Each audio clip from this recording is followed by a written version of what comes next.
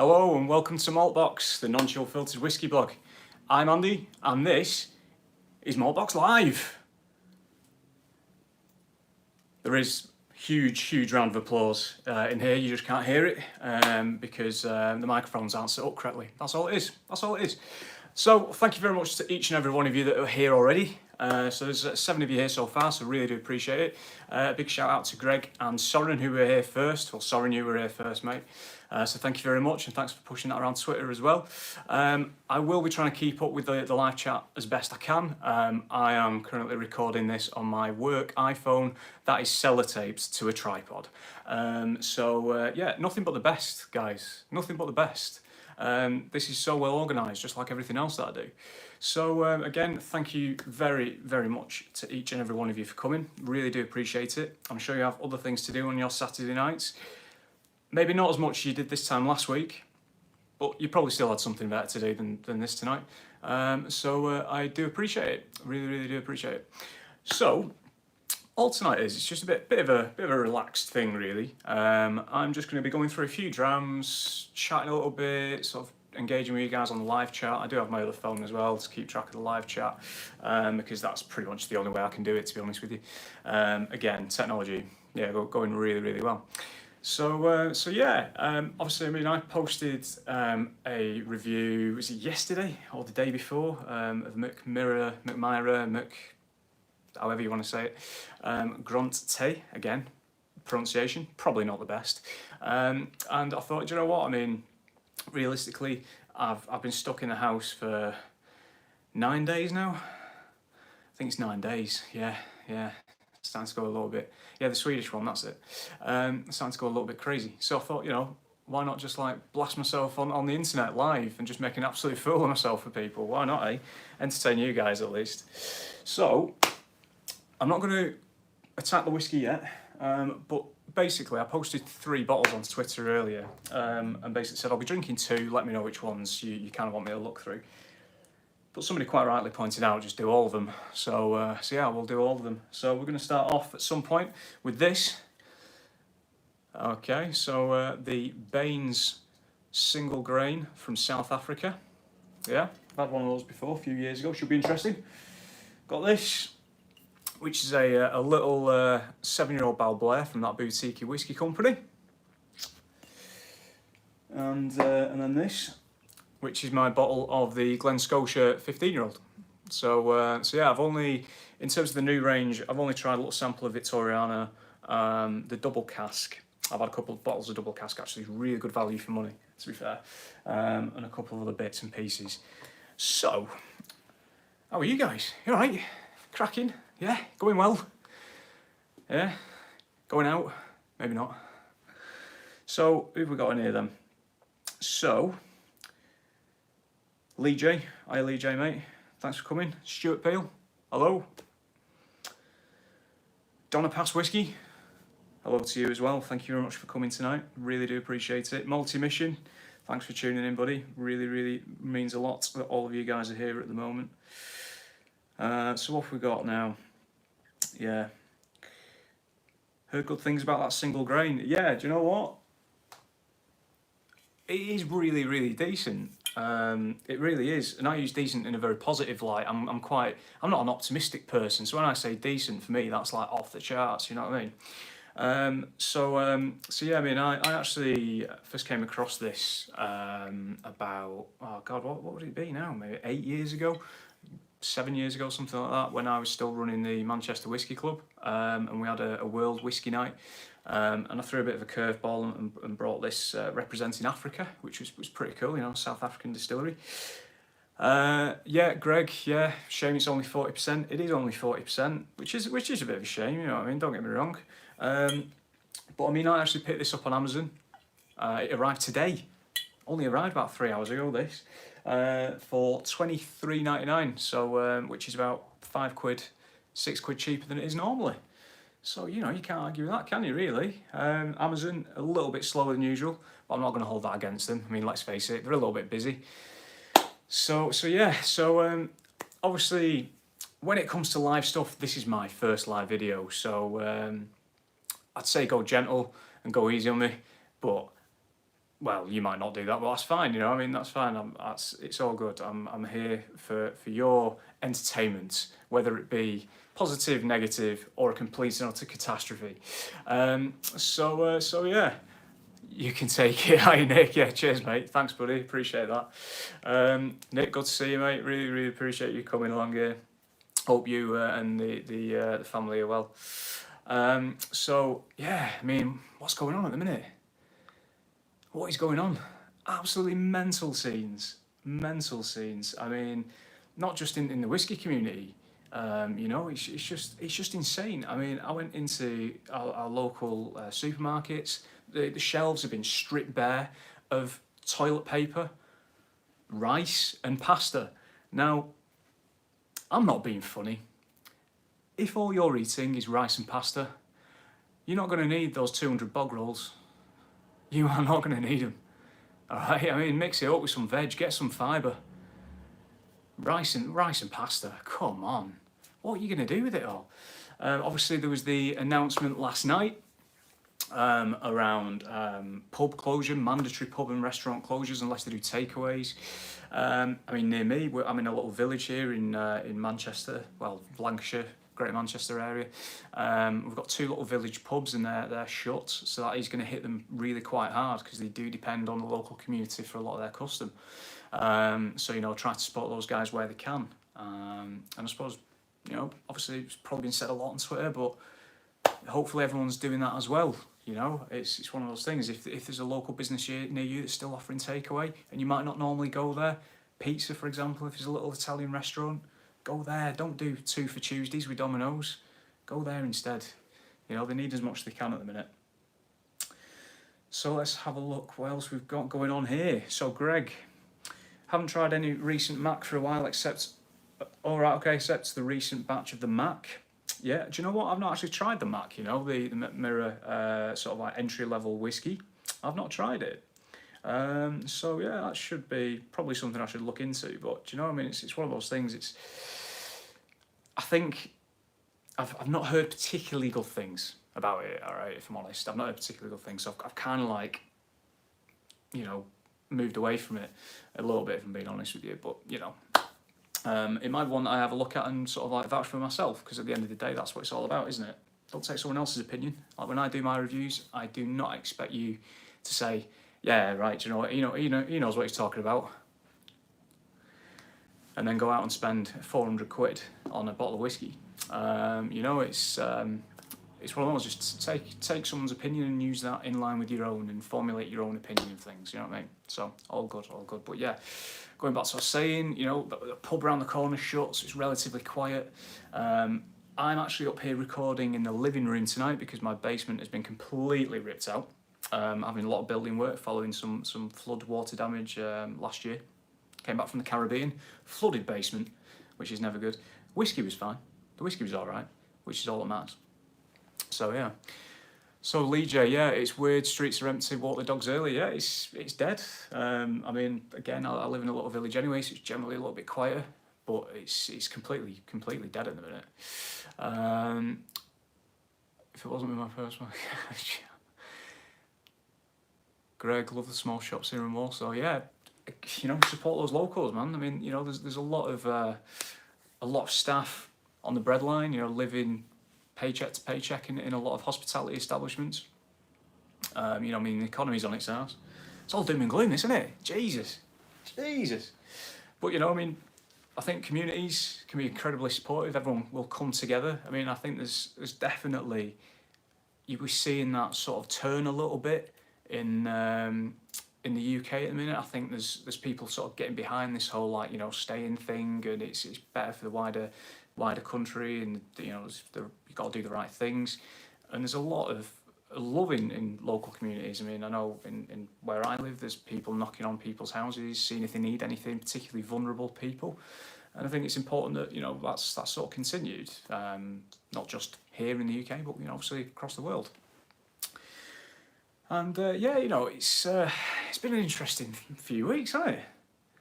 Really, really interesting few weeks.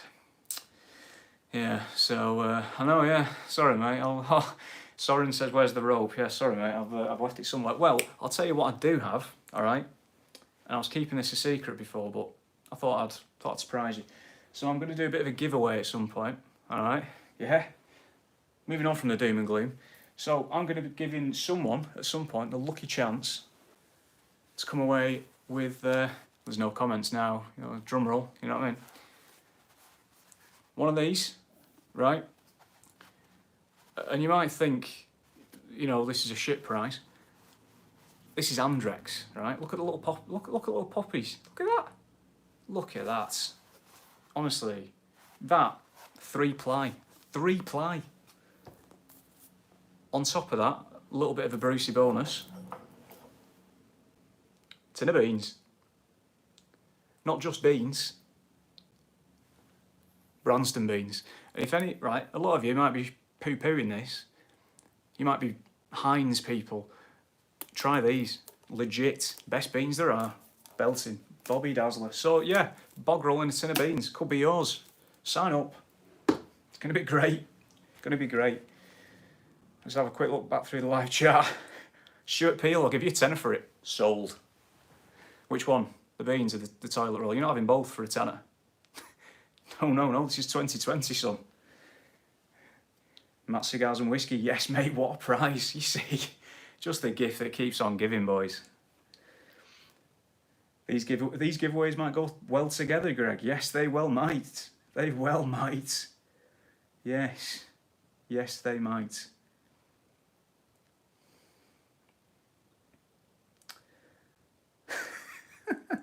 I'm not even going to read that one. Right. Happy days. Right, I'll tell you what. I should have a whiskey. I'm parched. I've not really had much tonight, so I've been waiting to do this. Is your Glastonbury survival kit? Yeah, imagine. Right then. I mean, what I was saying before, oh, it's a screwy. I forgot it was a screwy. It's not a cork. It's a screwy. Look at that. I mean, what I was saying before about communities and being incredibly supportive, I've got to say that I think the whiskey community has got to be arguably up there with one of the most supportive communities in the world, probably slightly behind Scientology and the Mormons, but it's definitely up there. You know, there's a lot of sort of like hive-mindism and a lot of support and, you know, a lot of positive commentary going on, and I love being a part of the whiskey community. I think it's great. You know, not just like blogs and bloggers and Twitter, but, you know, like whiskey clubs, you know, like people on Instagram and, you know, sample swappings and things like that, which I'm always open to do, by the way. I know I've actually got a couple of DMs that I need to address, actually, where I've said that I'd send a few bits and pieces out. I was going to actually, I'm actually got a big envelope full of whiskey in my work drawer at the moment, which is destined for a chap who you know I've yet to meet, but I know he's knocking around Manchester, Jason, whiskey surveyor, but I've not had a chance to meet him yet. And now my office is shut, so he's just sat there. There's about 12 sample bottles just sat there in my drawer. Soren, I will not mention the T word in this video, mate. So thanks for trying though. Nice try. Yeah, can you imagine that, mentioning terroir? Ooh. Never mind. Right, so Baines is a South African single grain whiskey, okay, made exclusively from South African yellow maize. So there's no components in this in terms of the actual you know, mash bill that's come from outside South Africa, which I think is pretty cool. So it's South African maize. Now I think it's coloured, to be honest. I think there is a bit of colour in there. I'm not going to do a full-blown review, by the way. This isn't going to be a 15-20 minute epic of me just sitting here smelling it for God knows how long. I'm just going to give you a little bit of an idea, and, you know, I mean, I'm encouraging you as well to pop a cork on something, pour a glass, you know. I'm not going to say the word V-pub because somebody's copyrighted that already, you know, that's Roy Aquaviti's thing. I won't be stepping on those toes. You know, and it's you know, exactly, you know, pop something and have a drink and try and chill out and just pretend everything outside is absolutely fine. So on the nose, let's see what we've got, right?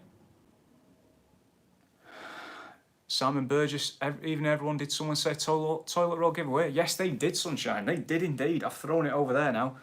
3-ply Andrex, quilted. Only the one roll though, I'm not stupid. I'm not giving the rest of them away. Very muted on the nose, this, to be honest with you. Yeah, very muted. I've only just opened the bottle though, to be fair, so I'll let it off. I'll let it off a little bit. This is a 5-year-old whiskey, so it's matured initially for 3 years in first fill bourbon, and then it's then taken out of first fill bourbon and then rematured for the last 2 years, once again in first fill bourbon. But I think the first fill bourbon casks for the last 2 years are a little bit fresher, so they've only just been emptied. On the nose, just a little bit of vanilla. Bit spice, a little bit prickly to be honest, and it's single grain, and that's sometimes they can be, particularly at a younger age. Teeling is a great example of a young single grain whiskey that's very well balanced and very smooth, and I hate that word in whiskey to be honest, but on the nose, you know, it's not too edgy, it's not too prickly. A little bit of toffee maybe.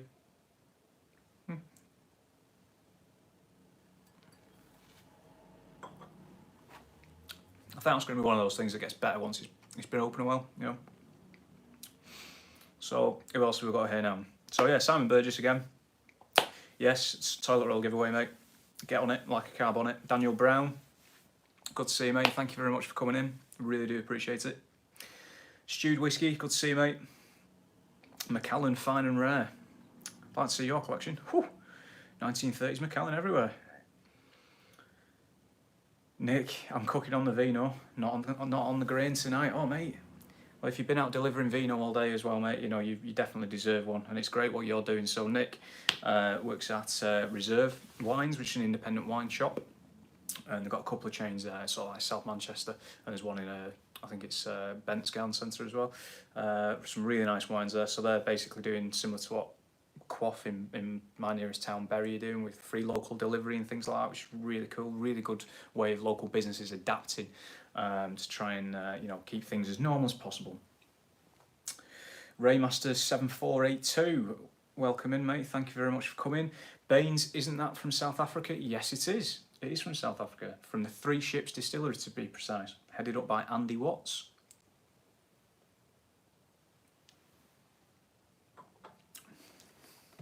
The palate, really sort of like vanilla-y,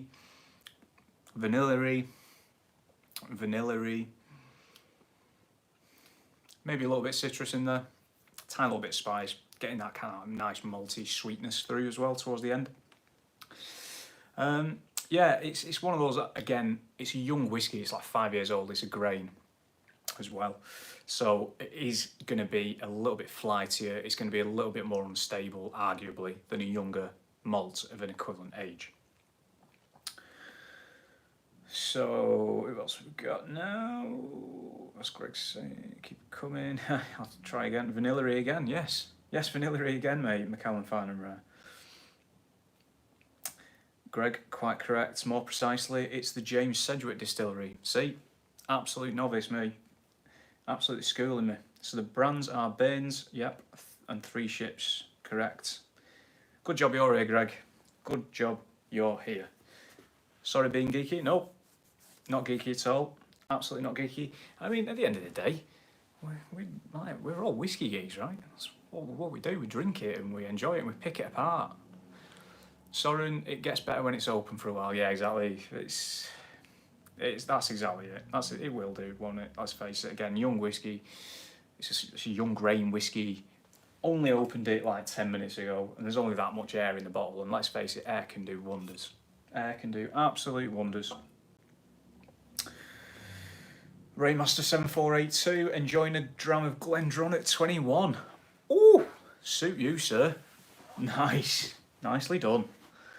I've not got a bottle of the 21 anymore. I've had one years ago. I just absolutely gulped it down. I think it used to cost about 65, 70 quid or something for the 21, if that.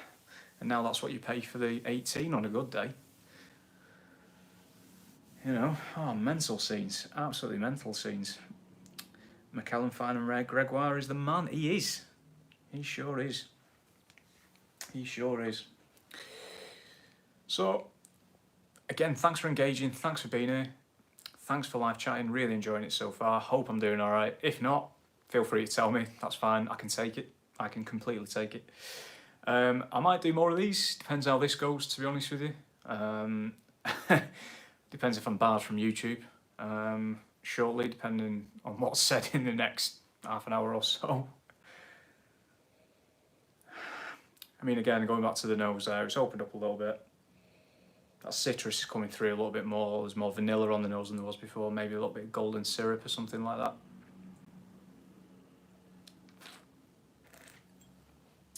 Again, air does wonders.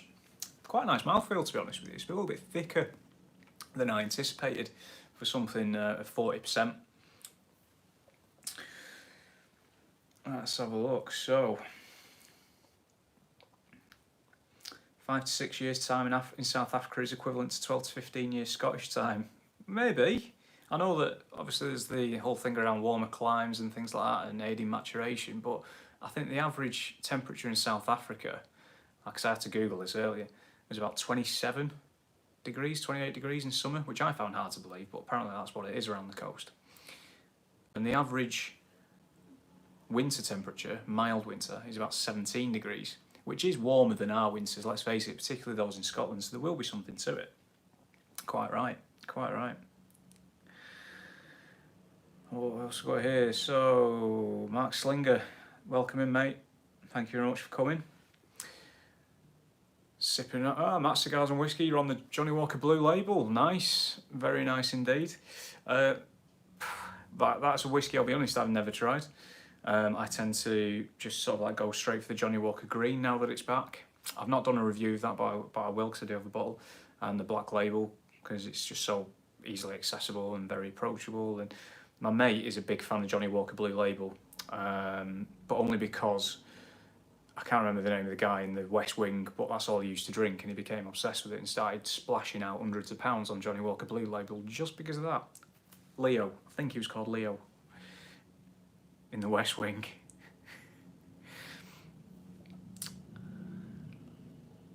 Please call me Doc. Everybody else does. Sorry, mate. My bad. Sorry, Doc. I will do now. Mark Slinger, Ben Romick 10. Great dram, mate. Absolutely great dram for the money. I love it. I love the kind of like old school, little bit of peat, sort of like Speyside profile there. I was on the stand for Gordon and MacPhail a couple of years ago, covering for the Ben Romick stand at the Manchester Whisky Festival. Must have been going back about 5 years, something like that now.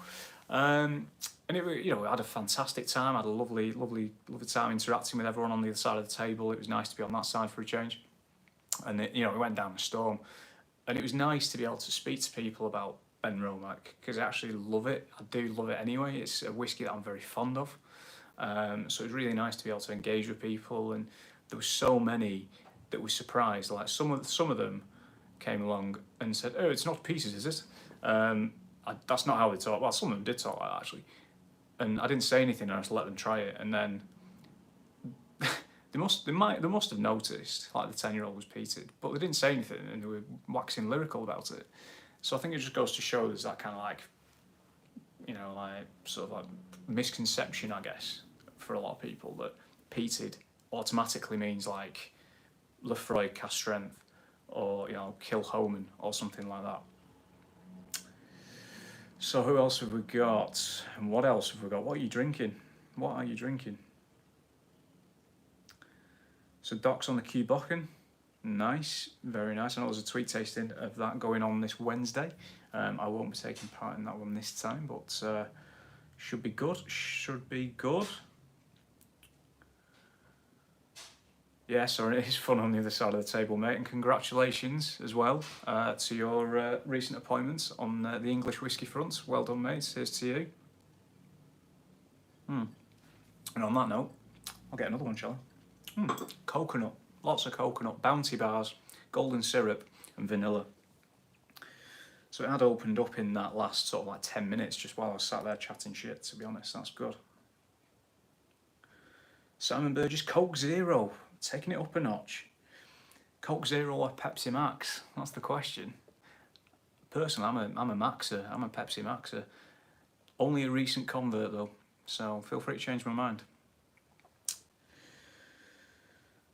So Simon's saying, "Oh right, okay, you right, fair enough, Simon. You're you're dishing off the Coke Zero, and you're going to be moving on to a James Eady Manachmore. Good shout.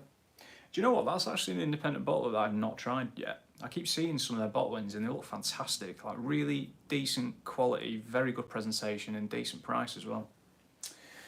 So, because I promote relatively responsible drinking, I'll have a little bit of a sip of water, shall I? Just keep yourself hydrated, you know? It's hot under these lights.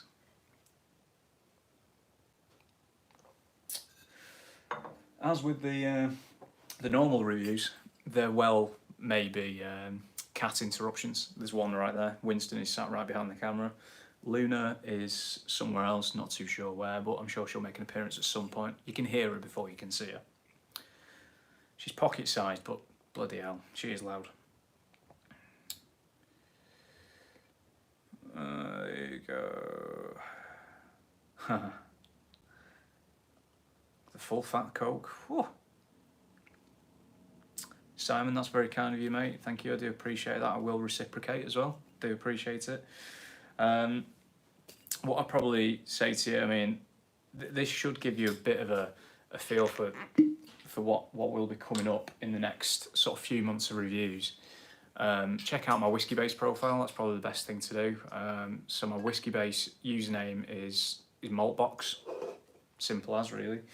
And that's got all my bottles on there. Sometimes I don't update the open and close thing. I don't tend to change them to empty. I'll just delete them because I don't know, I'm just lazy. And I like to try and tidy it up a bit, if you know what I mean. So yeah, that's all on there. And this is on there. And this is a That Boutique Whiskey Company 7-year-old Balblair. So it's actually quite fitting because what I was saying before about the younger malt compared to a younger grain, it should be quite an interesting comparison. Again, appreciate different climates and whatnot. So there it is, 7-year-old. Oh, autofocus, iPhone, not great. Anyway, That Boutique Whiskey Company, 7-year-old Balblair. I think I picked this up for about 40 quid. No, must have been less than that, maybe about 35. And the artwork, the whiskey in joke on this one is two fellas with a load of iron brew in their backpack, and that's obviously from the film, the Ken Loach film, the Angel Share, which is a great film if you've not already watched it. Ken Loach, a great director, great British director of indie films, and he does some really good films. And Balblair, the reason that they're on there is because Balblair was actually used in the filming. That is where the guys were supposedly stealing the cask of Malt Mill from. And I do that. I mean, Malt Mill did exist back in the day on Isla. So what else have we got on here? Just before I go, let that open up a little bit. In fact, before I do, look at that very. Sorry, what you can see is that mustard coloured sofa. So it's very, very, very light colour. This, like, easily. I mean, it's all day a refill, isn't it? Let's face it, all day a refill. Or a hoggy, or something like that. I appreciate you can't see these bottles properly while they're on there, so I do apologise, but I'm kind of limited with the furniture that I have in here at the moment. So what have we got going on here in the live chat again? Stewed whiskey, came for the whiskey and the banter, stayed for the cats. Oh yeah, to be fair, if I was watching me as well, I would just fast forward to the bit where the cat jumps in and then that's it. To be honest with you. So, Raymaster Ben Romer produces some fine spirit. Visited the distillery shop with my wife last summer. Yeah, nice. Too bad we didn't have time for a tour. It's one of those things, isn't it? You can always go back, can't you? Maybe, you know, if you, well, not weeks at this point, but I mean, in fairness for me, I've not done any distilleries this year so far. I mean, I'm going to try and get to White Peak Distillery down in the Peak District.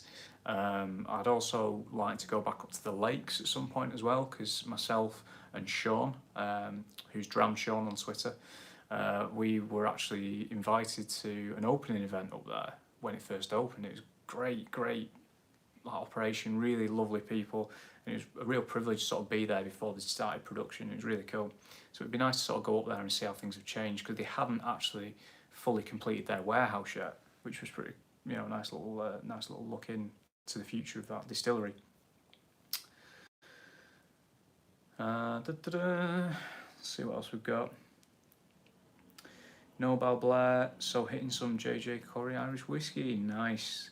Yeah, so there was a great tweet tasting last week of that JJ Corey Irish whiskey.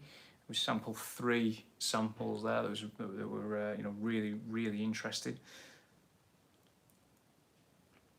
Mick Cash, nice to have you here, mate. Love the cats, yeah. So do I sometimes. Except when they're jumping off my table into my whiskey collection, like Winston did on the Dalmore 15 review a couple of years back.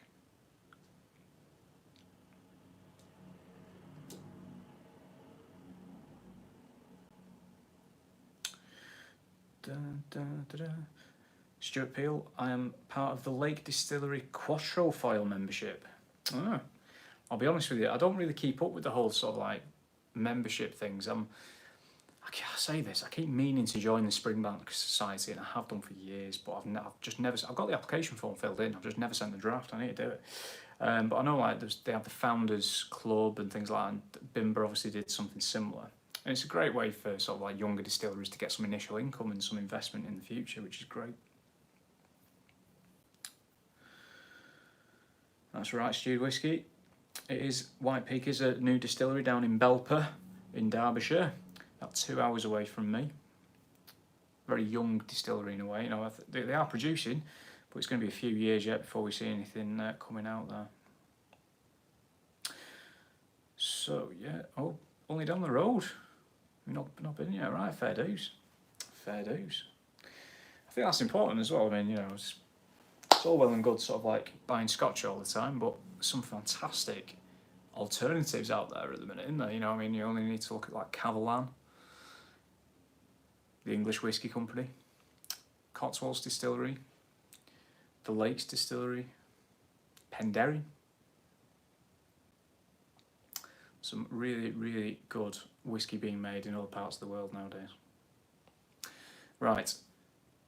I mean, I'll be honest with you, to my eyes, under these lights, that is just water in a glass. It's so light.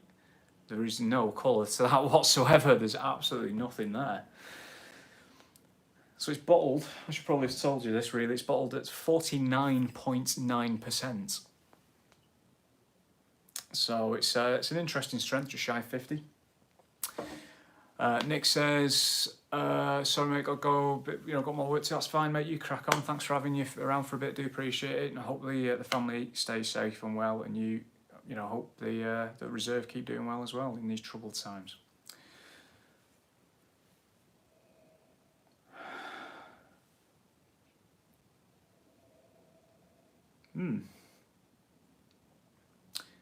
It's a 7-year-old Balblair.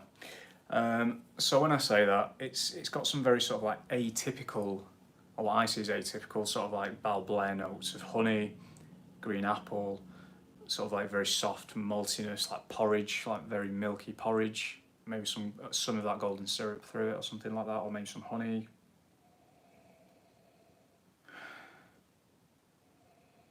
I mean, I'll be honest, I think this cask is likely to be very much far way down the refill chain, I'd like to think. I'll be honest, I've not had a look at the product description, I could well be wrong.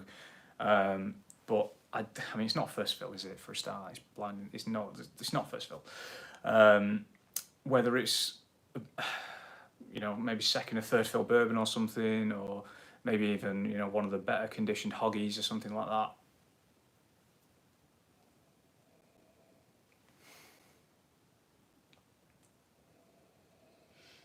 Maybe a bit of icing sugar as well. Maybe a bit of icing sugar. I was going to have a beer as well, actually, but I thought, it probably doesn't promote responsible drinking, does it? If I'm drinking 3 whiskies and then, having a can of Brewdog as well. I'm really craving a beer now. It's because the pub's shut. And again, if your local pub is shut but they're still doing takeaways, then do it. Some of them, if you take a growler or a thermos flask in or something like that, they will put it in there for you.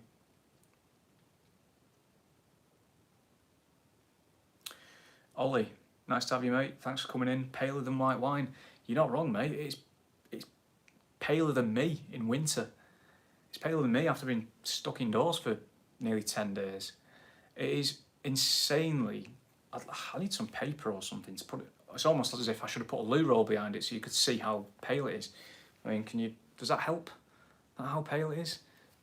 Rather than the yellow in front of the white? It's very pale.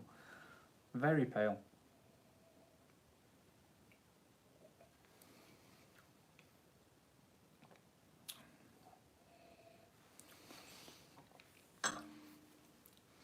I think 49.9% is probably one of those strengths I won't water down personally. It might be a mental thing, just like because I've got it in my head that it's not 50, that it doesn't need watering down. Stewed whiskey, cheers Andy, I'm off early start tomorrow. Great first cast, thank you very much mate, appreciate it, thanks for coming. May have a Kilkerran cast strength sherry if you want to trade it for the loo roll. I'll think about it. I'll think about it, mate. I'll think about it. What have we got? I see Brewdog have been making hand sanitizer in the last few days. Yeah, Mark Slinger there. I see Brewdog have been making hand sanitizer in the last few days. They have, and a lot of other distilleries have as well. And I think it's great. And it's fantastic. Again, another example of the community coming together and, you know, providing something that people desperately need. I mean, the NHS is something to protect and should be treasured, as with other healthcare systems around the world. America's healthcare system, probably not. You probably need to, you know, get hold of that and work from the ground up and just start all over again. But yeah, I mean, there's a lot of sort of like gin distilleries, and I think some of the smaller distilleries, the craft distilleries are doing it as well. I do that, craft distilleries. At the end of the day, I mean, there's small distilleries, there's large distilleries, alcohol factories, they remain.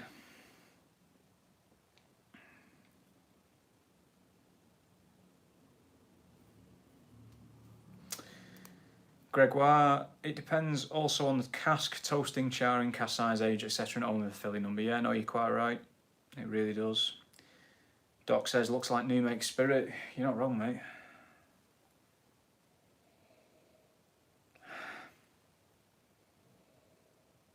I think Multi-Mission mentioned before something about a funky note. Whether he's talking about this, whether he's talking about that, mate, I'm not too sure, but there is something under there. It's a little bit odd. And not just the person holding it.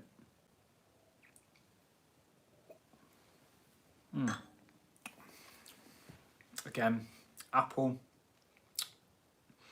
It's kind of nice, sort of like very strong sweet barley note. It's like a bit of cornflake in there maybe. Very tart apple actually. I know I said green apple, but we're talking Granny Smith. It is quite tart, quite impactful, quite peppy. A nice long finish, a little bit of cream maybe, a little bit of vanilla, something like that. Greg, mix some Baines into it, that'll darken it up. Yeah, cheers mate, I'll get right on that.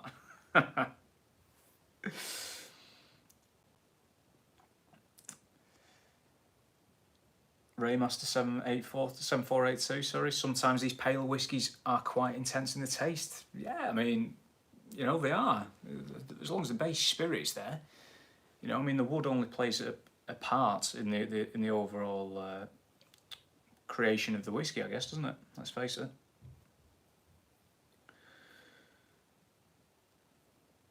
Ollie, what sort of beer do you fancy? Oh, mate, what sort of beer don't I fancy?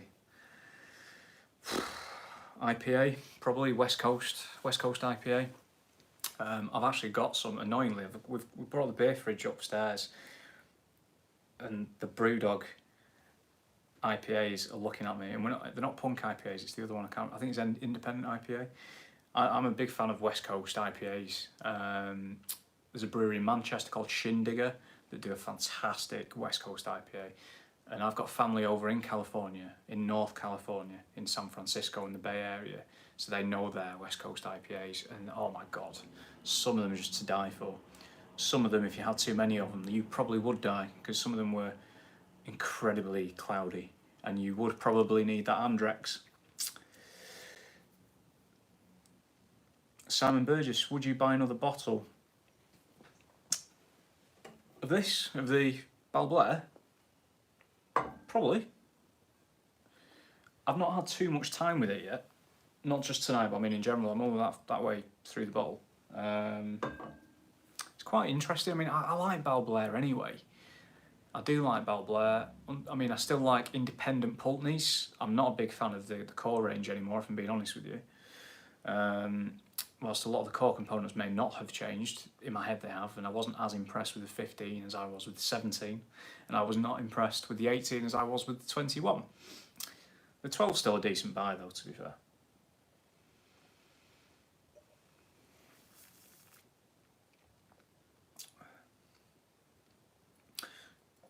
Greg says, pure guess, I go for no retoasting or charring, third or fourth fill cask. A bit tired. It's still got a fair bit of flavour to it, to be fair, as well. Yeah, it could well be right.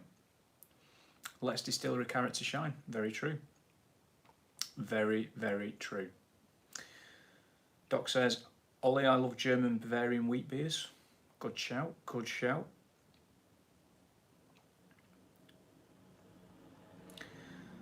Soren, I believe this was a refill, so probably second, but inactive.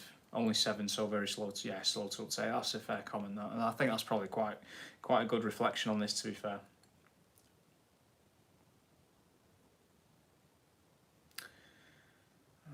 Has anyone ever had a bad Balblair? Do you know what, Multi-Mission? I wouldn't say I've had a bad Balblair, but in my humble opinion, the new 12, I wouldn't say is bad, but I wouldn't say it's particularly fantastic. I'd sort of lean towards it by Balblair standards. I'd say it was probably a little bit mediocre, to be honest. I mean, do you remember, some of you may have tried it, some of you may have not, like a few years ago, before Gordon MacPhail changed their range, they used to do those really nice little sort of like younger bottlings of like Glen and Balblair. They did one of the Balblair in Pulteney, and I think they used to do a 10-year-old Balblair for like 29 quid. And it was lovely. It was everything that Balblair is, you know, it was everything that Balblair should be. It was light, it was fresh, it was crisp, it was honeyed, it was appley, it was malty, yada, yada, yada. It was lovely. It was everything you'd want. And they still do a 12-year-old Balblair, I think, in the newer version of the range, but it's obviously more expensive. Lee J, I have to store my whiskey in the shed. It's cool out there. What temperature do you prefer whiskey? For me, room temperature or above. Hand temperature a lot of the time. I'm very partial to an old fashioned, so I do have ice in whiskey occasionally. Sometimes in summer I like having higher strength Irish whiskey with a bit of ice as well. But generally speaking, for me, give it to me straight, give it to me room temperature or higher. When I say give it to me straight, I mean if it's like 60%, I'll have a little bit straight and I will add water.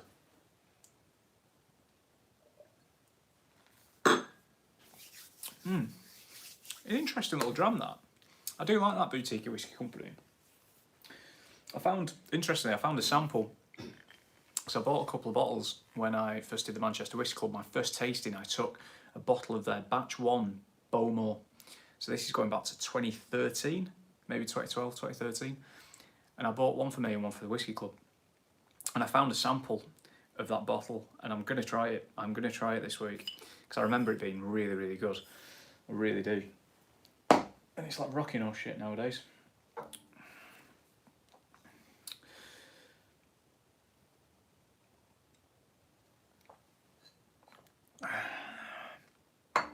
Ollie's asking if anybody's tried Roe & Co.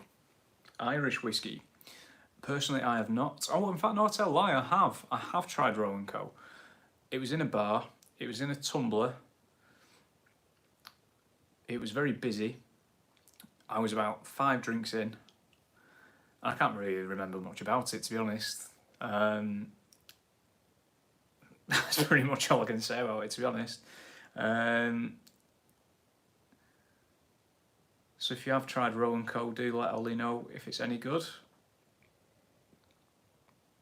I mean, my go-tos for Irish whiskey, my main go-to is Redbreast 12, particularly when Amazon is selling it at the minute for £36.99.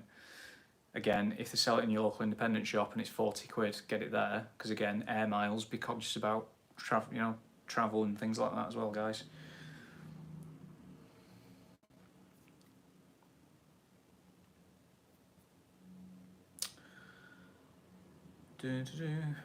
So, I'm going to have to start referring to Greg's whiskey guide as Gregoire, if I'm pronouncing that right, because we've also got another Greg here as well. I was looking at my older blends from the 50s and 60s and wondering if they had colouring. It's an interesting question, Greg. I mean, I've got a couple of blends in the basement. Well, they're not in the basement anymore, are they? They're upstairs in boxes. One of those being Robertson's VCO, which was bottled in the 60s by the then owners of Colburn Distillery. Yeah, it's a good question, actually. I mean, did they stick E150 and stuff in the 60s? I'm assuming they did. I'm assuming they had an equivalent or something like that. But I think it's probably like nowadays, it probably wouldn't have been something they had to tell you. I mean, they still don't have to tell you now in the UK. I mean, in Germany, some bottlings you will see on the back it says mit Farbstoff, which means with colour. Probably pronouncing that wrong. You know, I can barely pronounce English, right? I mean, you've seen any review where I've had to use anything in another language and I completely mess it up, so I do apologise for my bad pronunciation.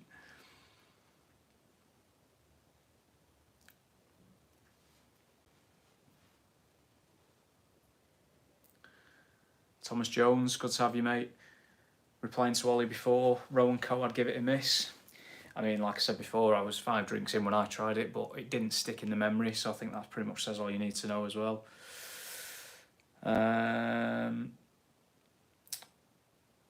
What are your top 5 go-to whiskies? And that's from Yami Kuraiba. Thanks for having, thanks for being here, Yami. I do appreciate it, mate. What are my 5 go-to whiskies? Oh, damn. I mean, it depends. It depends on what mood I'm in, to be honest. I think I've got around, and you'll be able to see I'm a whiskey base. So I'm not lying to you if I get it wrong. I'm just trying to remember because it's a bit of a moving feast. I think I've got about 102 bottles at the minute, maybe a bit less, maybe 100, just over 100. So I've, they're not all open. Some of them I'm keeping for a rainy day, and by that I mean to drink it on a rainy day. I like to go for. I always have a blend in circulation. So the blend that I've got in circulation at the moment is Compass Box's Boilermaker series, along with Brewdog. And I can't remember for the life what it's bloody called now. I can see it and I can't read it from here because it's turned the other way. Transistor. So that is a blended Scotch whisky where Compass Box work with Brewdog to create a whisky to prepare a whisky that would go with their Punk IPA. There's a Boilermaker. So a Boilermaker is where you get a beer and a whisky. So it's a half and half basically, or half and half depending on how you want to pronounce it. I mean, Kilkerran's a big one for me. I love the Kilkerran 12. It's so good and it provides such good value for money. I mean, Ardbeg 10, again, yeah, alright, it's not Ugadal and it's not Curryvechen and it's not one of the many committee releases that A, I can't afford, and B, I can't load up the webpage quick enough to get one. But it's in Tesco on offer at 37 quid sometimes. And it provides really good quality at a really good price. Multi-mission, thanks for coming, mate. I do appreciate it. Thank you. Ollie says your pronunciation could be a lot worse. Thank you very much. As a Lancastrian, I will take that as a win. Doc says to Lee J before around temperature and keeping his whiskey outside in the shed. The key to success is a stable temperature and humidity. Correct. Changing temperature will lead to oxidisation. Changing humidity can lead to fouling of corks. That is very true. You only need to look at a badly matured and laid down bottle of wine to see that. And also I have bought whiskies at auction as well. Again, going back to those old blends, because I love old blends at auction. They provide such good value for money. They really do, honestly. If you do auctions, check out the random old blends. They normally go for between 15 to 30, 40 quid, maybe a little bit higher for some that people know a little bit more about. But they're great value for money option to look into the past, and that's why I love them. Some of them I've never heard of. The companies that made them aren't around anymore. But it's whiskey from 50 years ago. I think that's amazing. Like, when am I ever going to try that again? It's great. Thomas Jones, what do you think of Highland Park 12? I got 2 bottles recently, but knee. The Knights Who Say knee. Yeah, I mean, Highland Park for me, it's one of them. I mean, I mentioned Abbey 12 was a bit of a go-to. You know, I've got a bit of a love-hate relationship with the Highland Park 12, to be honest with you. I think there's a lot of good things about it. I really do. I think it just lacks a little bit of punch that could be addressed by a percentage increase. I think if that stuff was bottled at 46%, they'd be laughing. They would be absolutely laughing. But again, it does present a really nice sort of like atypical Highland Park character. The heather, the toffee, the slight hint of Highland peat. You know, it's really, really good in its own way. And again, it's accessible. You see it in supermarkets, and that's kind of what a lot of people are buying nowadays, because, you know, money's hard to come by. So supermarket offers, you know, when things are reduced from 30 to 25, that's what draws people in. They see those little yellow labels instead of the white ones that say reduced from 25 to 20, and that's what they get. So I'm conscious that I've not had anything for a little while. I'm just probably boring the arse off you, to be honest. So what I'm going to do is I'm going to open my bottle of Glen Scotia 15 for you. So this is obviously closed at the minute. I've never tried this. I've not tried this before. Again, I mentioned at the start of the video that I've had several bottles of the double cask, which provides great value for money. A really nice no age statement whiskey. And I have had a sample of, I think it's, again, I might be getting the name wrong, Victoriana. Somebody gave me a sample of Victoriana last year, and that was quite nice. I'll be honest with you, Glen Scotia was a whiskey that I'd stayed away from a little bit, particularly during the cow era. And if you know what I'm talking about there, then you know. But if you don't, until a couple of years back, they had a range of whiskies that were bottled and whatever, and then presented in tubes that had various cows on them. Which is all well and good if you like cows, and you know you're a particularly big fan of beef, or you know, agriculture, I guess. But for me, well, they didn't have particularly good reviews either, to be fair. But for me, it wasn't really something that drew me to them. Where's my fresh glass? Fresh glass. So this will be my last one of the night. Quite excited to try this actually. It's about 55 quid it retails at. Oh, is there a better noise than that? Seriously. Is there a better noise? Once again, I mean, we've got 23 people in here at the minute, which is just, to me, it's insane. I know it's not 200 and, you know, 23,000 or something like that, but to me, 23, that is awesome. That is amazing. Thank you so much to each and every one of you that's here. I really do appreciate it. And I hope you're all well, keeping safe, and you're washing those hands and singing happy birthday to yourself. Ah, there you go. Look at that. That's some colour in it.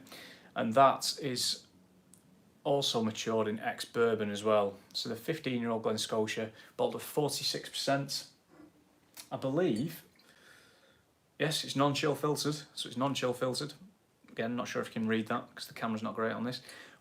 Whether it has added colouring, actually, I don't know. I've not looked into that. Because it does quite proudly say on the back, non-chill filtered, but it doesn't say no added colouring, so there could well be colouring in this. I'm not sure. Feel free to prove me wrong. Oh, that's nice. Already, that's nice. So, going back through the chat there, what have we got going on here? So, Yami Kaburia, thanks for answering. No problem, mate. No problem. Soren, great shout for old blends. Honestly, I live by it. The only thing that I buy at auction is blends. I never buy single malt at auction.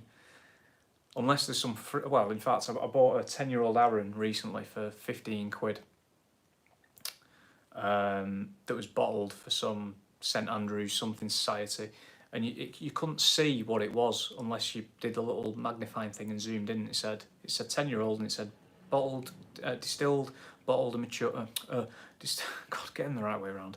Distilled, matured and bottled on the Isle of Arran. So I'm like, well, it's 10-year-old Arran, isn't it? 15 quid. Winner, winner, chicken dinner. But yeah, blends at auction. Check them out. Some of the old blends might send you blind though, from Simon Burgess. That is true. But do you know what? It's a chance that I'm willing to take, mate. That is a chance I'm willing to take. My prescription for my eyes at the minute is -1, so I'm not too bad. If it goes down to -2, you know, so be it. If I end up like Stevie Wonder, then well, it is what it is. Ollie, Highland Park 12, pretty reasonably priced in most places. It is, yeah, it's quite consistent, and I think, you know, because they're backed by a massive company, so they've got that kind of like distribution availability there. They've got their in with the supermarket, and it's, you know, it's not. I'm not saying it's a bad whiskey. It's one of those whiskies that a lot of people will have at some point on one of their earlier forays into whiskey. It's one of those that continues their whiskey journey, I think, and it's something you can also go back to when you're a seasoned whiskey drinker. Yami says, I hope the cats are okay tonight. Yes, they are. They are suspiciously quiet though. I mean, the one time I do a live video, they don't make a peep, but as soon as I record something, they're jumping off stuff and smashing things to shit. Okay, I ordered Glen Scotia 15 yesterday and can't wait for it to arrive. No pressure then. I hope it's good. Simon Burgess, Glen Scotia 15 is one of my favourite go-to daily drams, exactly how a Campbelltown should be. Well, that is a very, very good thing to hear. Because again, big fan of Springbank, big fan of Kilkerran / well, Glengyle, isn't it, the distillery itself, so.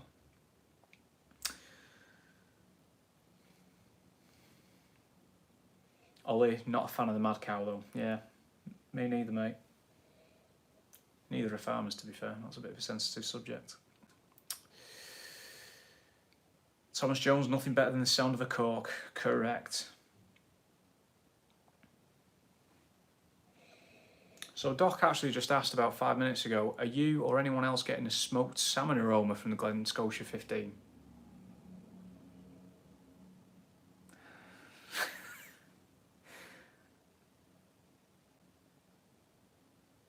Well, I'm getting it now, because it's in my head, I think. 101 Forza 10. Hey Andy, just found your first live stream. Missed a good chunk. It's alright mate, don't worry about it. You're here now. It's all good. Thanks for coming. Love whiskey shopping in the US, especially in small town shops and ghetto liquor stores. I can imagine you find some interesting things there, mate. Ghetto liquor stores, I mean, I don't know where I go around here for that kind of thing, but I'm sure I'd find somewhere in Manchester I'll have some dusty bottles of like 1980s Teachers or something on the bottom shelf.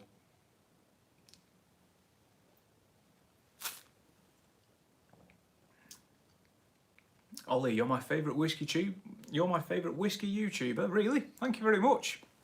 Sorry, I shouldn't sound so surprised. I am, thank you, do appreciate it. Informative without being too long-winded.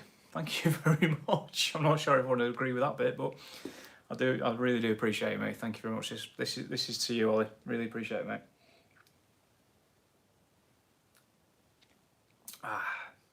That is good whiskey.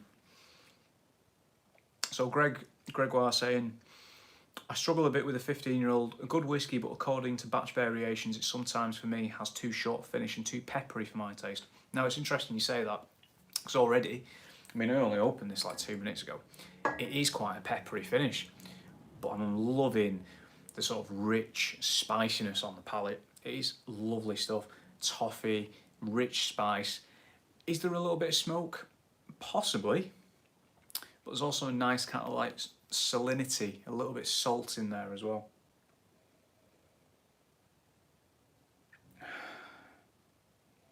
The nose is quite oaky, again, a little bit spicy, a little bit of that like salt in there, maybe like a salt breeze, like seaside breeze, which again, quite atypical with a Campbelltown dram really.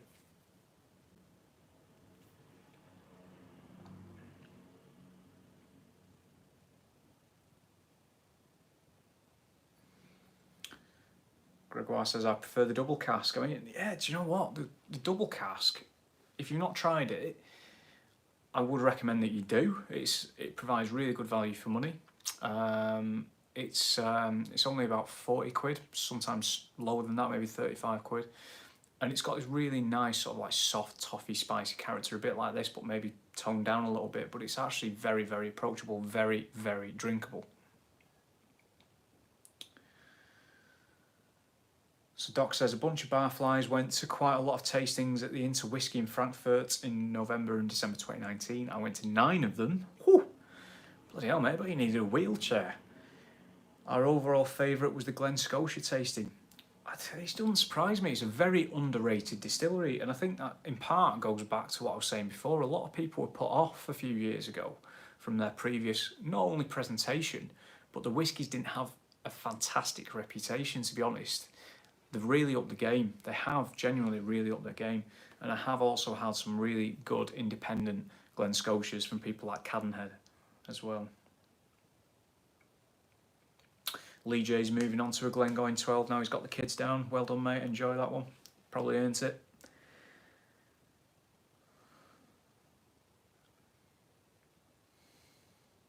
Mick Cash sipping a Sexton Irish single malt. Very nice. Very interesting.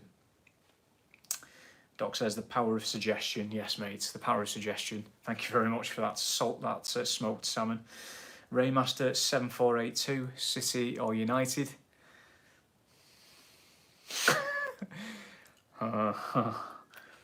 Let's put it this way, my family are the former. I am not. I am firmly a red.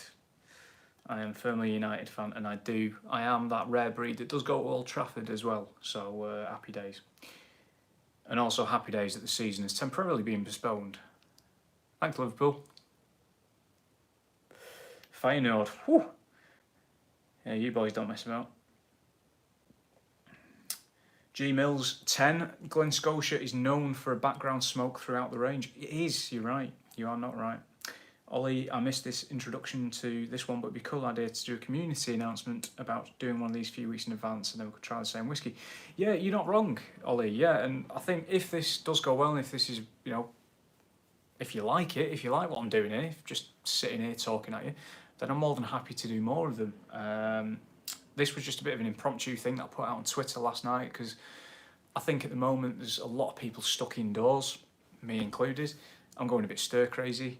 The furthest I've been in the last 9 days is to the local Lidl, which is 2 miles away, 2.8 miles away if you want to be precise, and the local garden centre for 2 bags of compost. So you could hardly say that I'm living the dream right now. So I thought it'd be nice to sort of like reach out and engage with a couple of more people remotely on the job, so to speak. So yeah, I'm more than happy to do another one.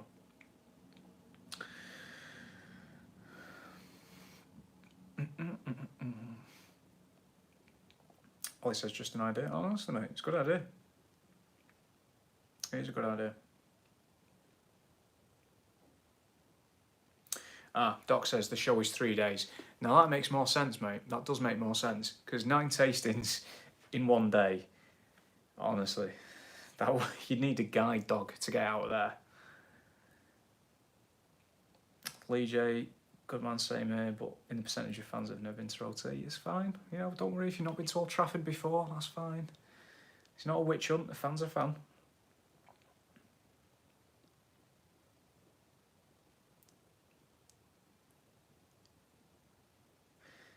"101 Fossitan, I feel really guilty now. Just stumbled across a whiskey live stream whilst enjoying a Plymouth gin and Fever Tree tonic. Sorry."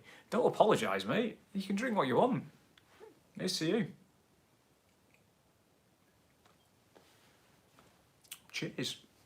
I'm partial to a bit of Plymouth gin, which interestingly is the oldest working gin distillery in England. Fun fact. It's not one of those distilleries that's just got a name and it's distilled at like Cameron Bridge or something like that. Because a lot of gin, like I think Tanqueray's distilled at Cameron Bridge, for example. Tanqueray isn't a distillery; it's distilled somewhere else.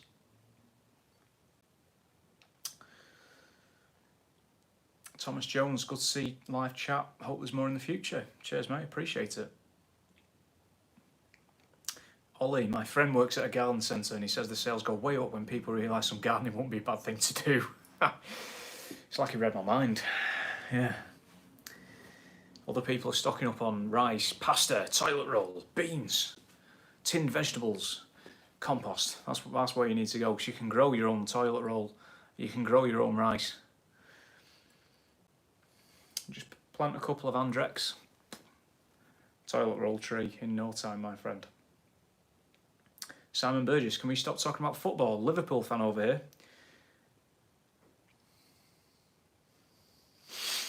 Cheers, mate.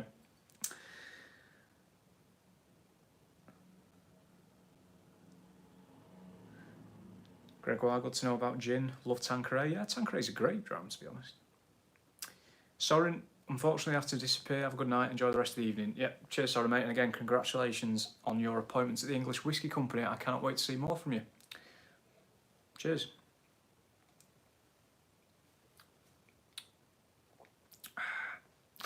Ollie, a drink for Simon, everyone. G-Mills 10. What do you think on the ABV? Personally, I think the Glen Scotia range all drinks about 10% less. Do you know what? I mean, I'm going to top it up a little bit. For me, this doesn't. Well, no, okay, yeah, no, I see what you mean. Yeah, no, I totally get what you're saying. Sorry. Oh, I'm just getting confused. Yeah, it's easily drinkable. Considering it's 46%, there's a lot of spice going on there. There's a lot of kind of like nice toffee, and again that smoke in the background, a little bit of woodiness to it as well. And it's for me, it's one of those whiskies that you don't need to water down. I think it's one of those that you could easily sit there for quite a long time and get to know a little better.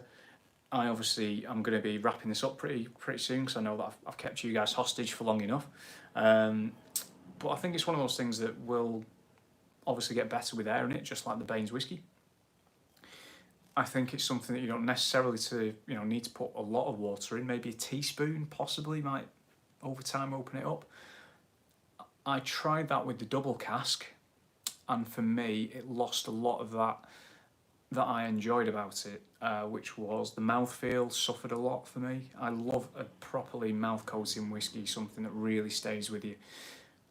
I think it watered down the flavour as well a little bit. I think it simplified it a little bit too much for me. Obviously, I've not tried it with this, but once I do a full review, which I will, I will be doing a full review of the Glen Scotia 15, the Baines, and the Balblair. These are no way full reviews. We'll see how that stuff's changed, and I might experiment a little bit with water.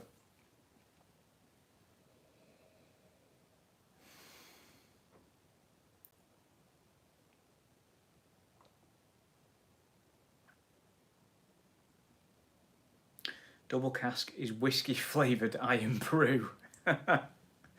What's wrong with that? Honestly. Cheers, G-Mills 10. Glen Scotia 15 and double cask are excellent. Cheers, guys. Yep, cheers, Morad. Thanks for coming in, mate. Appreciate it. Raymaster 7482, really sticking it to Simon at the minute. You crack on. I'm not getting involved anymore. I'm not saying anything. I could be here for a while if we get talking about football, so I won't. Thomas Jones just having a Bowmore 12, far better than the 10.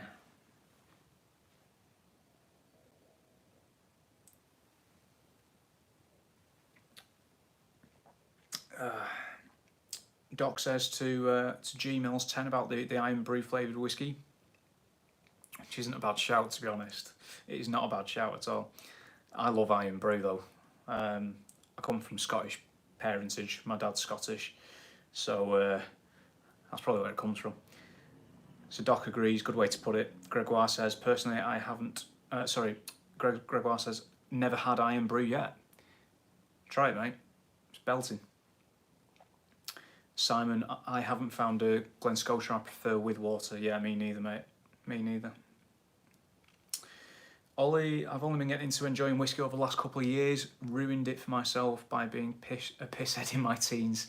Still can't stand Jameson because of it.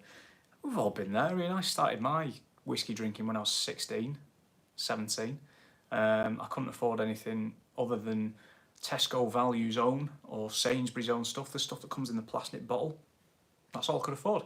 But I very quickly realised, and I think I said this in a review recently, I very quickly realised that you're bound to get better quality stuff in a bottle that's basically, it's got to be 40%. I googled it and it had to be 3 years old. Whereas if you try like supermarket value gin and vodka, damn. So, I mean, if you're just restarting your whiskey journey, that is fantastic. You know, I mean, just try a few things that you might not have done before. Maybe avoid the Jameson if that's what set you off.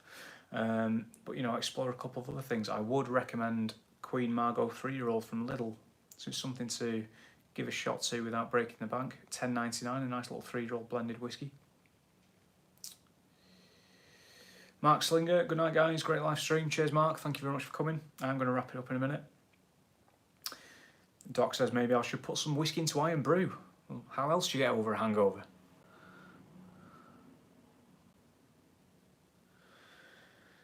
Ollie says that explains how you can pronounce all the Scottish stuff. Oh, debatable.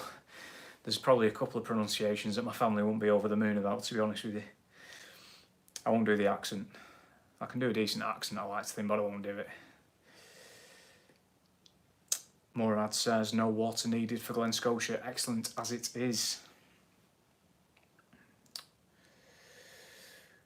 Greg's opened up a bit of discussion here. First whiskey bought. Anyone? Try and think. I think sadly, mine probably was Tesco Value whiskey. And I mean that, Tesco Value whiskey. It was even before it came in the plastic bottle and before they changed the icon. It was literally, you know, like Tesco Value when it used to be blue stripes and then just Tesco. I think that was the first bottle of whiskey that I ever bought myself. I had whiskey bought for me before. I think the first one that I ever had bought for me, it was either the Bowmore 12 or the Glenmorangie 10, when it was a 10.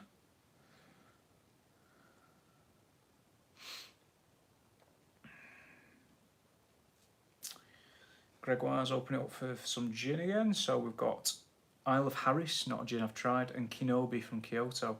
Well, I was supposed to be going to Kyoto in a month's time. That's not happening now. So I might have to pick up a bottle of that in Costco, because I know they sell that in Costco as well.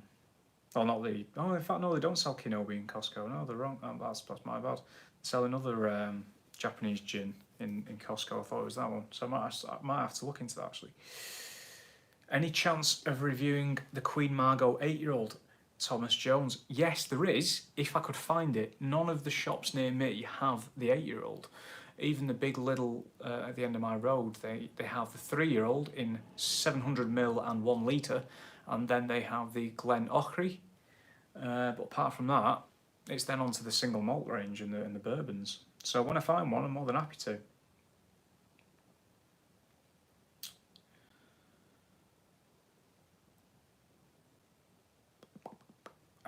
Ollie says, yeah, the Queen Margot 3-year-old is surprisingly good. It was surprisingly good.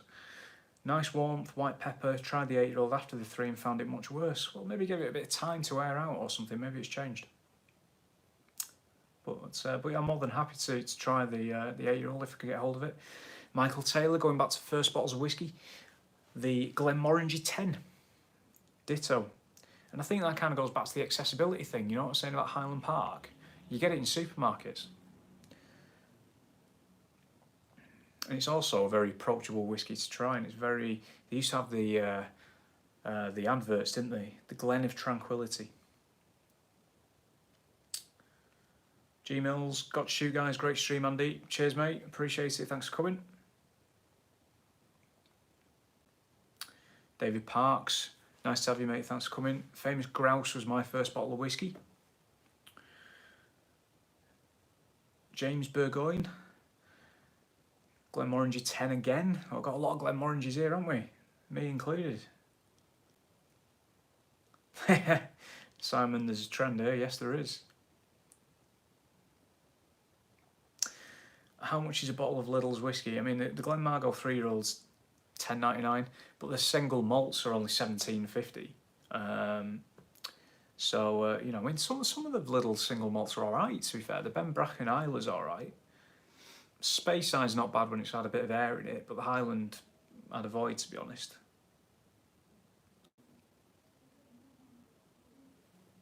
Sorry if you can hear people outside.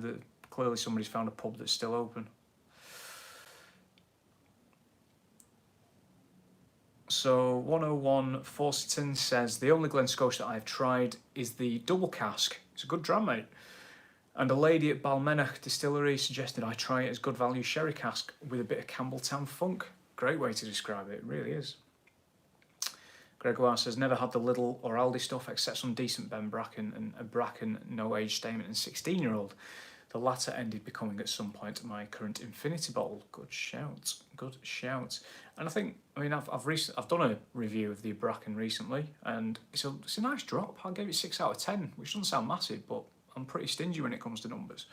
It's a nice little drop, it really is.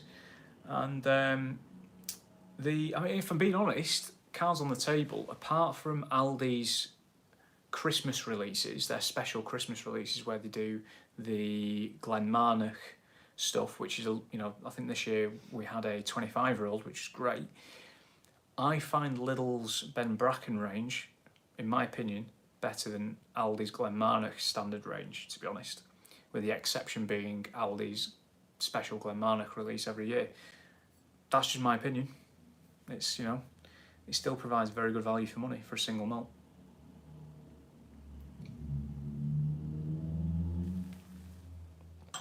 Again, on the nose there, a lot of toffee spice, maybe some strawberry, definitely some sort of quayside notes there, so salt, a little bit of smoke. I'm thinking cold smoke though.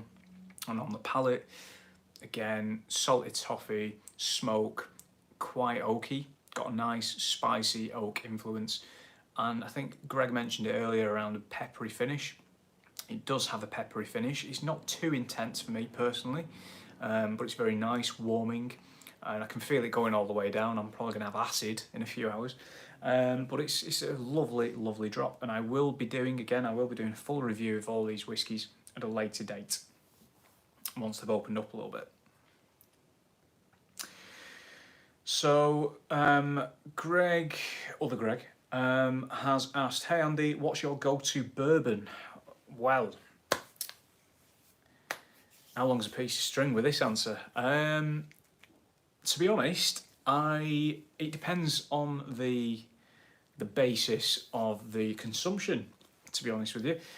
For an everyday sipper that I don't need to think too much about, and I don't need to be overly engaged in, or something that I'm not going to sit there for hours sniffing and tasting, it's between two, and it's Buffalo Trace, because it's accessible and it's under 20 quid a lot of time on offer, and also Four Roses Small Batch, because I like the higher strength in Four Roses Small Batch. It's bottled at 45%, and it's actually the lighter, sort of more vanilla-led, spicy, sort of like peppery side of bourbon, to be honest with you. I do like the Small Batch, but also I do enjoy Buffalo Trace. It's not as good now, it's at 40%, if I'm honest, but yeah, those are my standard sort of go-to everyday drinkers.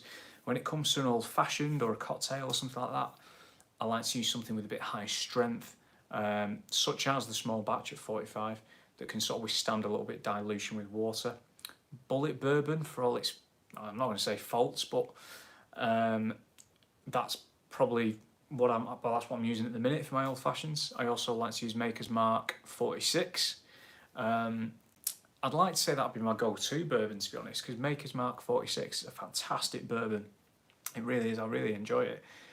But I don't really like spending full price on it. At the minute, if I'm honest, I picked up a bottle for 30 quid, which I think is pretty much where it needs to be normally, if I'm being honest with you. But yeah, so going back to the original question, Four Roses small batch or Buffalo Trace for me is my general day-to-day drinker go-to.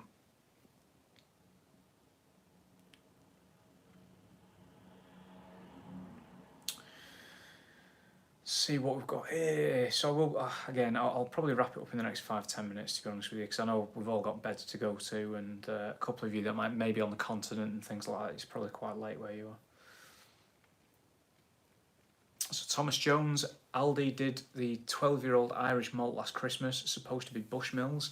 Yes, they did. I haven't had that one, but recently I finished off my bottle from the year before, or the year before that, the 26-year-old Irish whiskey from from Aldi, sorry, which was fantastic value. It was like 30 quid for a 26-year-old Irish malt whiskey, which is just insane. And I finished that recently. It had these lovely notes of like tropical fruit and barley. It was gorgeous. But the 12-year-old, I would have liked to have tried it, but the shop, the Aldi's, all the Aldi's near me, sold out of all the whiskies very quickly. So yeah, sadly not. But I believe it's quite good value for money. When you're looking at that costing, I think it was like 20 quid. A bottle of Redbreast averages about 40. So I appreciate it's not Redbreast, but. David Parks, again, good to have you here, mate. Thank you very much for commenting and engaging. Need to get back into the Campbelltowns. It's 20 years since I last tried and can get into them. Full disclosure for me, if you're going to do that, go for the Springbank 10 or the Kilkerran 12, particularly if you like your peat. If not, maybe give the Glen Scotia double cask a try first.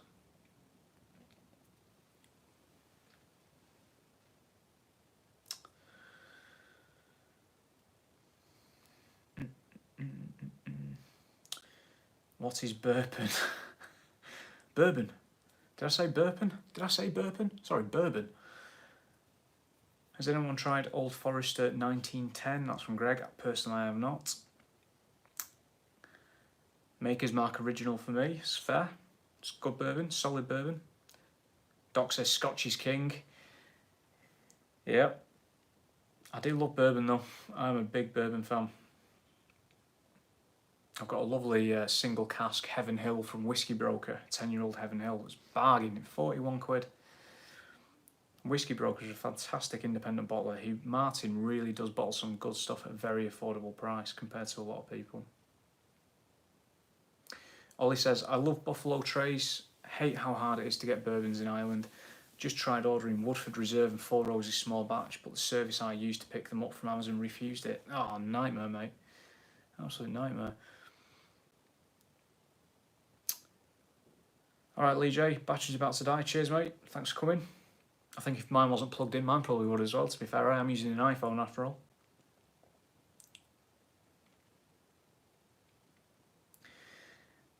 I think it's one of those things. I mean, there's a bit of discussion going on around bourbon and Scotch and things like that. I mean, there's a dram for every occasion, isn't there? I mean, I love bourbon. I've got to be in a certain mood to drink it. I've got to be in a certain mood to drink certain types of Scotch. Like, I'm not going to come home every night from a hard day at work or sit up from the couch from a hard day of work at the minute, because I am having to work from home. My company have told me I have to work from home.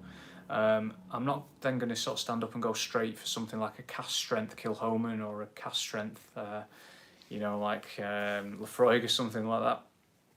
But there's a mood for everything, isn't there? And particularly, I find myself drinking more bourbon in summer as well. Changes with the seasons. I drink more peated whiskey in winter.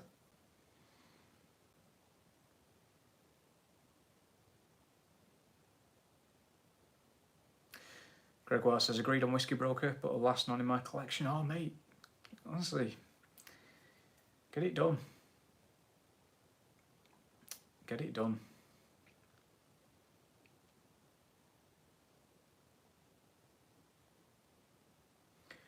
Greg says, hi Andy, I'll send you a bottle of George Dickel bottled in Bond 13-year-old. A bottle? No, don't be sending me a bottle of something, mate, honestly. I'll grab it next time I'm visiting my folks in the States. Wow. No, honestly, don't be doing that on my account, mate. Honestly, I'm not expecting anybody to send me anything or provide me with anything. I mean, Ralphie, for example, doesn't accept samples, and I fully appreciate his stance on that. When it comes to companies coming to me, giving me samples, I will accept them, but I do always have that caveat around not obviously giving them a favourable review because it's come to me for free, because obviously that kind of skews things a little bit, doesn't it? I mean, I'm supposed to be there saying this is good, this isn't good, it's value for money, it's not value for money. When something comes to me for free, then it kind of takes away the shine from the value for money piece. But I'm only, I only have a certain means to my bank account. So if somebody comes to me and says, do you want to review the latest Ardbeg committee release, I probably will, because I've not going to spend 100 quid on it, B, I'm not going to be getting on the website to buy it, and C, I will honestly give it a very honest review, just like I have with all the samples that I've given. The Aberfeldy being a good example of that. I've got 2 bottles. Honestly, mate, don't send me 4 bottles, Craig. I really appreciate the offer, mate. But I will gladly take a sample from you, and I will send you something back in return.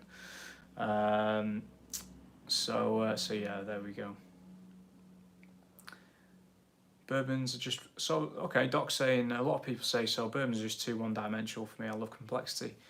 That's fair enough. There's nothing wrong with that, and I think some bourbons can be very one-dimensional. I mean, you've kind of arguably got a bit more of a limited flavour profile, I suppose, for bourbon than you have compared to Scotch, because apart from certain whiskies made in certain distilleries, particularly that in Waco in Texas, who like to experiment, you don't have that kind of variety in production methods, I suppose. You might have a bit of variety in your mash bill and things like that, and arguably, I'm going to say the T word, the terroir of the production. Soren's going to love that when he realises that I've said that. But I mean, realistically, it's got to be made of a certain percentage of corn, certain percentage of wheat and whatever else, and barley.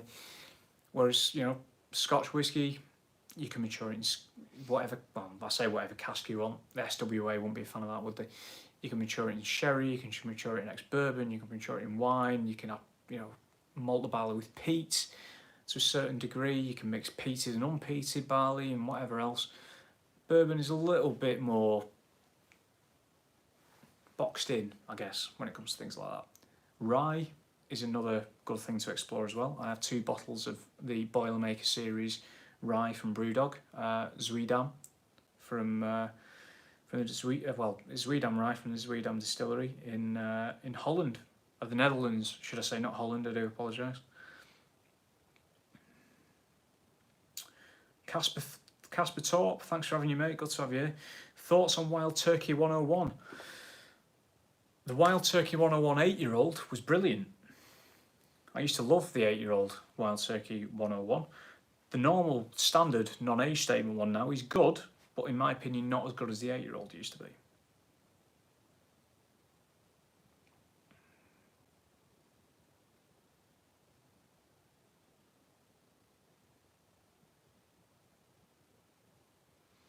There you go. So yeah, some good bourbon discussion there. So Greg's saying the 101's great after it sits open a while, bit too much rye flavour for me. And then David Parks comes in with having a thing with the 1792 bottle in Bond, rather nice. Kudos to you. Right guys, so I think I better wrap it up because we're approaching 90 minutes, which is longer than I anticipated, to be honest. It kind of got a little bit carried away with myself. I was only going to narrow it down to maybe an hour tops. So I suppose, once again, thank you to every single one of you for coming in today. I hope you're keeping safe and you're washing your hands. Again, support those local businesses, support each other. Hope you've had a nice evening watching me chat nonsense and drinking, and I hope you've had a nice little dram as well. This is to you. Thank you all for coming in, for watching. I will be doing another one following the feedback. Again, appreciate it. It's to you. Cheers.